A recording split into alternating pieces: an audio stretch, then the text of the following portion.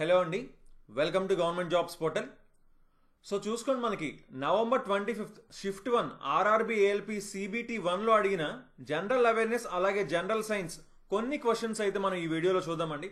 చూసుకోండి, మీరు నెక్స్ట్ షిఫ్ట్స్లో కనుక ఎగ్జామ్ రాస్తున్నట్లయితే 9160085856 అనే ఈ నెంబర్కి మీరు వాట్సాప్లో మెసేజ్ చేయొచ్చు, లేదంటే ఈ వీడియో కింద ఆ క్వశ్చన్స్ అన్ని కూడా కామెంట్ చేస్తూ ఉండండి. ఓకేనా, మన ఛానల్లో ఏదో అయినా వీడియో కింద.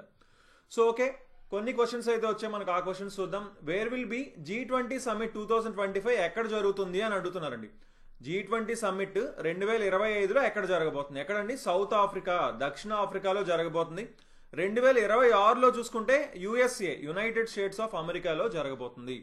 So next, director general of SSB Sashastra Seema Bal యొక్క కొత్త ప్రస్తుత డైరెక్టర్ జనరల్ ఎవరు అంటున్నారు. ఎవరు? అమృత్ మోహన్ ప్రసాద్ గారు ప్రస్తుతం SSB యొక్క డైరెక్టర్ జనరల్ అన్నమాట. సో నెక్స్ట్ చూసుకుంటే DNA వచ్చేసి చిల్డ్రన్లో DNA ఎక్కడి నుండి వస్తుంది అని అడుగుతున్నారు.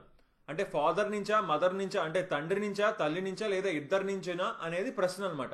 So both mother and father, తల్లి మరియు తండ్రి నుంచి సగం సగం అనేది DNA అనేది వస్తుందన్నమాట చైల్డ్కి, పిల్లలకి.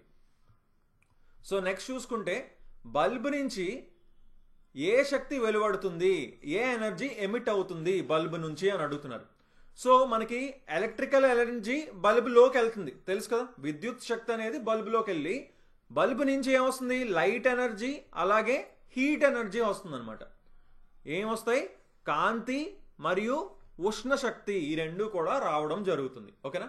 సో బల్బు నుంచి ఏమొస్తుందంటే లైట్ అండ్ హీట్ ఎనర్జీ, కాంతి మరియు ఉష్ణ శక్తి వస్తాయి. సో ఓకే, మాస్ ఇచ్చారు, యాక్సలరేషన్ ఇచ్చారు, ఫోర్స్ ఎంత అని అడుగుతున్నారు. మనకు అందరికీ తెలుసు, force is equal to mass into acceleration, F is equal to MA, తెలుసు కదా.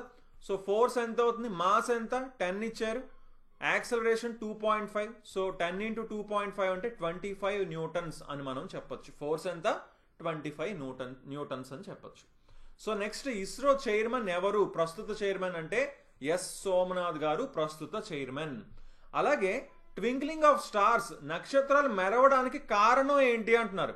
కారణం ఏంటండి? అట్మాస్ఫియరిక్ రిఫ్రాక్షన్ అనేది కారణం, వాతావరణ వక్రీభవనం అనేది కారణం అనమాట. ట్వింక్లింగ్ ఆఫ్ స్టార్స్, నక్షత్రాలు మెరవడానికి. సో నెక్స్ట్ క్వశ్చన్ చూసుకుంటే, సెల్లో ఏ పార్ట్లో ATP ప్రొడ్యూస్ అవుతుంది అంటున్నారు. ATP అంటే ఎడినోసైన్ ట్రైఫాస్ఫేట్ అండి.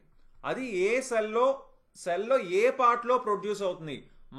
మైటోకాండ్రియల్ మ్యాట్రిక్స్ లేదా మైటోకాండ్రియా అని మనం చెప్పచ్చు. సో మైటోకాండ్రియాలో ప్రొడ్యూస్ అవుతుంది అనమాట.